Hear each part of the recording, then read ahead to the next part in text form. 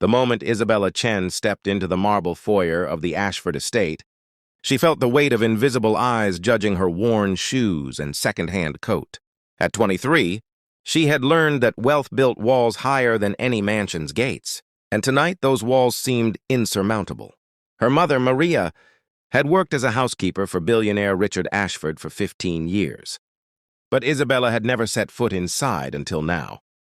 Maria's sudden illness had left no choice. Someone had to cover the night shift, and Isabella needed every dollar to pay for her mother's treatment. What she didn't know was that this single night would shatter everything she believed about fortune, family, and the hidden goodness that lives in the spaces between what we show the world and who we truly are. Richard Ashford III was dying, though only his doctor knew it.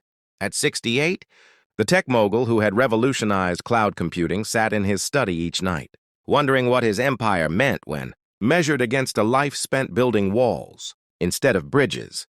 His wife had passed 5 years ago. His son spoke to him only through lawyers fighting over the inheritance, and his daughter had moved to Paris, claiming the California air reeked of capitalism. Tonight, insomnia drove him from his bedroom to wander his own, home like a ghost haunting the life he'd built. He was descending the stairs when he saw her, a young woman, with her mother's kind eyes, but something else too, something that reminded him of his late wife. She was in the kitchen, and he paused, concealed by shadows, watching. She wasn't supposed to be here. Maria had always worked alone. Isabella moved through the kitchen with quiet efficiency, preparing Mr. Ashford's morning medications according to her mother's detailed notes. The house intimidated her with its cold perfection, but she understood why her mother loved this job. There was dignity in caring for things, even things that belonged to someone else. She checked the temperature settings, arranged the vitamins, and noticed the dinner tray from earlier sat untouched outside the study door. Richard watched her pick up the tray, saw her pause, reading the note Maria had left about his declining appetite. The girl's face creased with concern, genuine. Concern for a man she'd never met. It stirred something in him, a test perhaps, born from decades of people wanting things from him. He walked deliberately into the library, positioned himself in the leather chair facing away from the door, and closed his eyes, slowing his breathing to mimic sleep. Isabella found him there 20 minutes later. "Mr. Ashford?" she called softly, noticing the medication cup still full on the side table. He didn't respond. She moved closer, saw his chest rising and falling steadily. The medications were time-sensitive. According to her mother's notes, missing. Them could cause complications. She should wake him. But he looked so peaceful. Then she saw it. The edge of his sweater had caught on the chair's wooden arm, creating a gap that exposed his shoulder to the cool air conditioning. The house was kept at 65 degrees, exactly as he liked it, but for someone sleeping, especially someone elderly. What Richard felt next made his chest tighten with an emotion he couldn't immediately name. The softest weight settled over his shoulders, a blanket, tucked gently around him with the care one might show a child. He heard her footsteps retreat, then return, through barely cracked eyelids. He watched her adjust the thermostat up 3 degrees, then check his medication schedule again. Isabella bit her lip, thinking. She couldn't wake him for medicine, but she couldn't leave him without it either. She did something her mother would probably scold her for. She sat down on the floor beside his chair, pulled out her phone, and set a quiet alarm for 30 minutes. She'd wait. If he woke naturally, she'd be there to help. If not, she'd have to wake him before the medications became critical. Richard, eyes still closed, felt something crack in the fortress he'd built around his heart.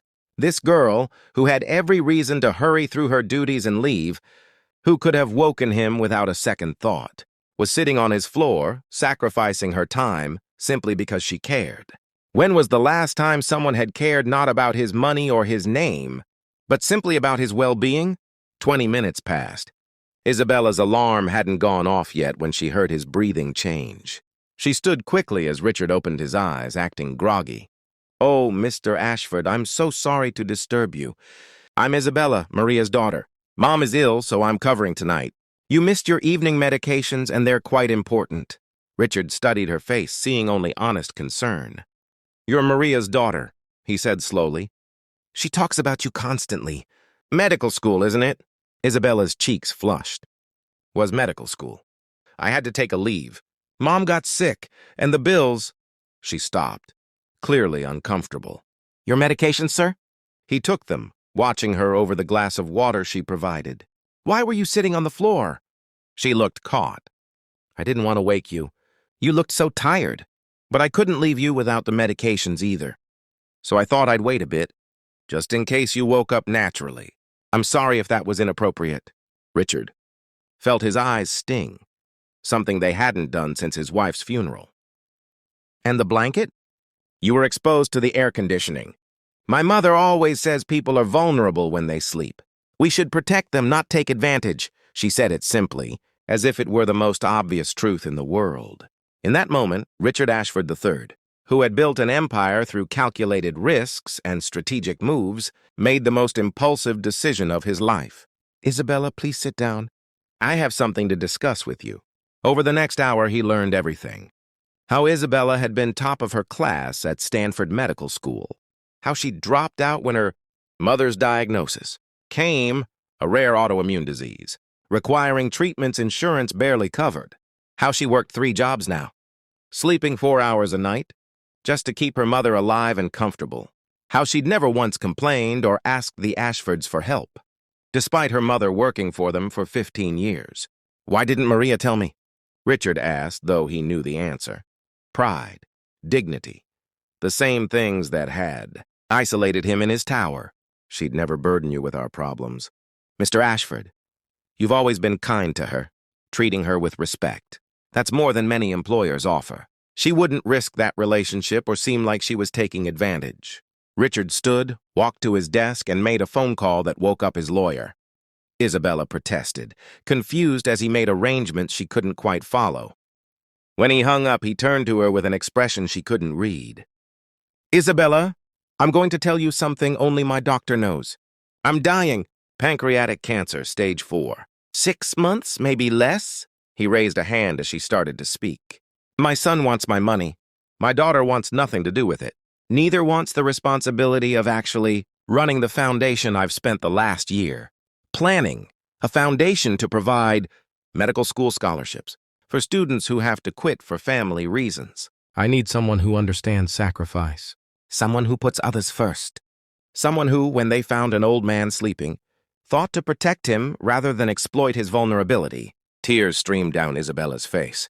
Mr. Ashford, I'm so sorry about your illness, but I can't accept... You're not accepting charity, he interrupted firmly. You're accepting a job. Director of the Ashford Medical Education Foundation. Salary, full benefits for you and your mother, and a seat on my company's board to ensure the foundation gets proper funding. You'll finish medical school. I've already endowed a program for working students at Stanford. And someday, when you're a doctor, you'll remember what it felt like to be helpless, and you'll be better for it. But you don't even know me, Isabella whispered. Richard smiled, the first genuine smile he'd worn in years. I know you sat on my floor for 20 minutes, rather than disturb an old man's sleep. I know you saw a stranger in need and your instinct was to care, not to calculate. That tells me everything I need to know. My wife used to say that character is what you do when you think no one is watching. Tonight, Isabella, you thought I was sleeping. You were wrong. 5 months later, Richard Ashford passed away peacefully, with Isabella and her mother at his bedside. His son contested the will, but eventually settled. When the media coverage of the foundation's work made fighting it a political suicide, Isabella graduated medical school 3 years later, top of her class once again. The Ashford Medical Education Foundation has since sent 473 students to medical school. Every one of them someone who'd sacrificed their dreams for family. In her office at the foundation, Isabella keeps a blanket draped over her chair, the same one she'd placed over a billionaire, pretending to sleep. It reminds her that the smallest acts of kindness ripple outward in ways we can never predict, that humanity isn't measured in wealth but in the gentle care we extend when we think no one is watching. And sometimes, just sometimes, someone is watching, waiting to see if there's still goodness in a world that often rewards its opposite.